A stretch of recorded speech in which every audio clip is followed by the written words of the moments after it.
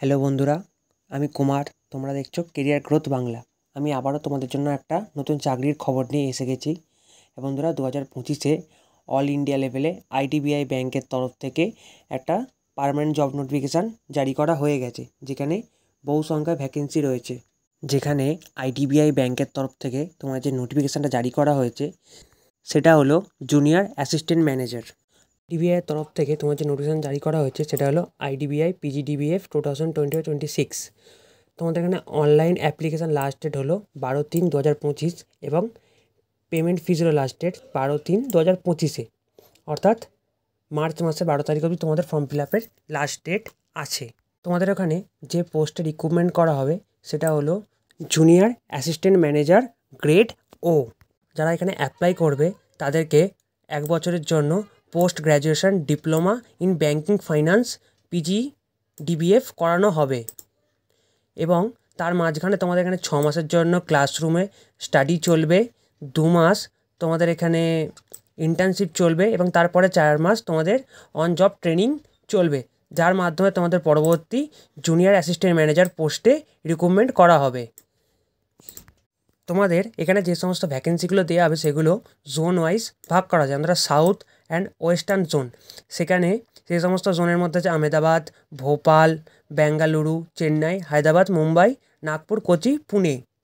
এরপরে আছে তোমাদের জন্য নর্থ অ্যান্ড ইস্ট জোন, সেখানে আছে ভুবনেশ্বর, যেমন পাটনা, চণ্ডীগড়, দিল্লি, কলকাতা, লখনউ।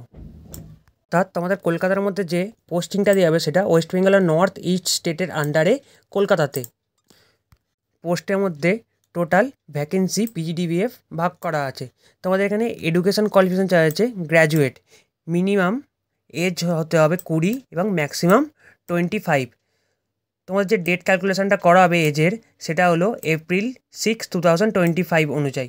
এখানে ভ্যাকেন্সি আছে 650 এবং সেগুলো ভাগ করা আছে ইউআরএ 260, এসসিতে 100, এসটিতে 54, ইডাব্লিউএসে 65, ওবিসিতে 171 এবং পিডাব্লিউডি ক্যান্ডিডেট ওয়াইজ এখানেও সেই ভ্যাকেন্সিগুলো ভাগ করা আছে।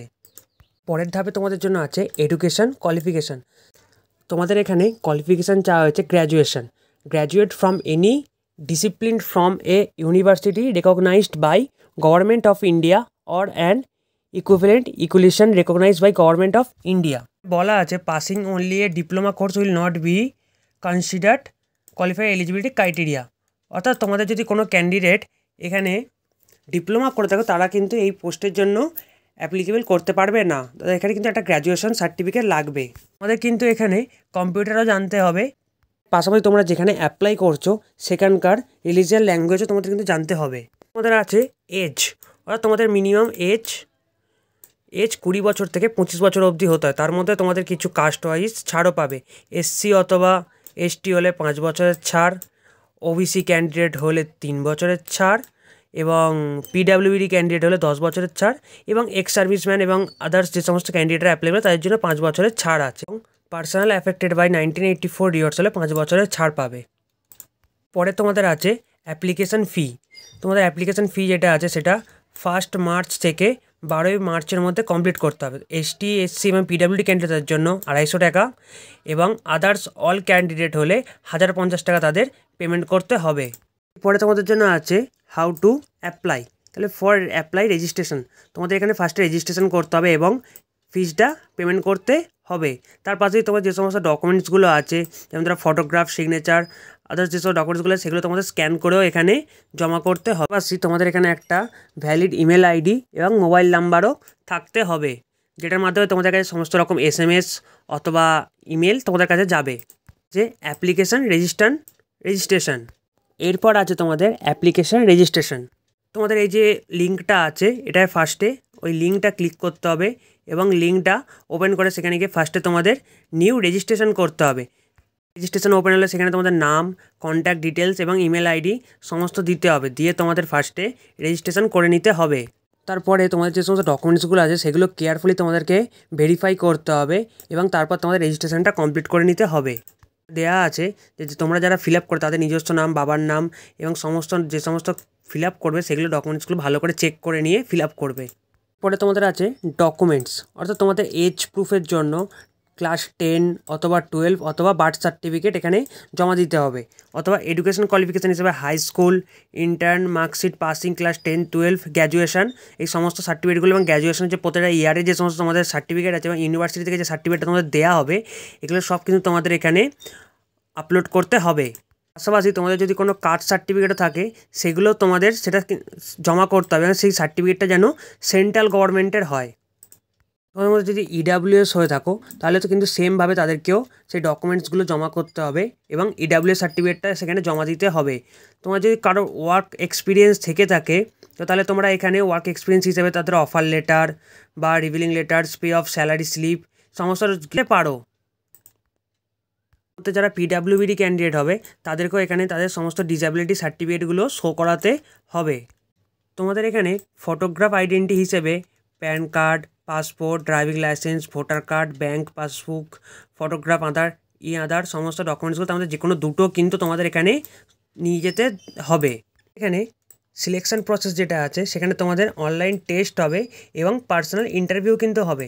তোমাদের এখানে যে অনলাইন টেস্টটা হবে সেখানে logical reasoning, English language, quantitative ability, general, economy, banking, awareness, এই সমস্ত কোশ্চেনগুলো তোমাদের থাকবে, যেগুলো প্রত্যেকটা নাম্বার এবং টাইমিংও ভাগ করে দেওয়া আছে। তোমাদের জন্য আছে কেরিয়ার পার্সপেক্টিভ অ্যান্ড এমপ্লয়মেন্ট। তোমাদের যখন ফার্স্ট 6 মাস ট্রেনিং চলবে তখন তোমাদের স্যালারি দেওয়া হবে পার মান্থ 5,000 টাকা করে, এবং তারপর যখন তোমাদের ইন্টার্নশিপ স্টার্ট হয়ে যাবে ইন্টার্নশিপে দেওয়া হবে 15,000 টাকা পার মান্থ। এবং তার পরবর্তী এবং এরপরে তোমরা যখন ব্যাংকে জুনিয়র অ্যাসিস্ট্যান্ট ম্যানেজার হিসেবে জয়েন করবে এবং তোমাদের যখন কম্পোজিশন ইন্টার্নশিপ সবই কমপ্লিট হয়ে যাবে তারপর তোমাদের word range between ₹6.14 lakhs to 6.50 lakhs at the time of joining. এরপরে তোমরা যখন গ্রেড ও অফিসার হিসেবে জয়নিং করে তোমাদের টিএ, এইচএ, লোকাল কনভার্সন সাবস্টাইলস এবং আরও বিভিন্ন তোমাদের ফেসিলিটি দেওয়া হবে।